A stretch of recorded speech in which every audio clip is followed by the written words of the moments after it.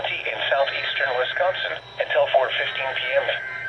At 3:29 p.m., severe thunderstorms were located along a line extending from McFarland to near South Beloit, moving northeast at 45 miles an hour.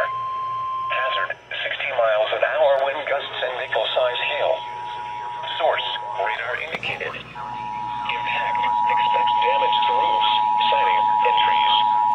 Locations impacted include Janesville, Watertown, Whitewater, Fort Atkinson, Elko, Lake Ada, Lake Hills, Southeastern Wisconsin, Waterloo, Williams Bay, Walworth, Johnson Creek, Clinton, Elmira, Fontana on Geneva Lake, Sharon and Darien.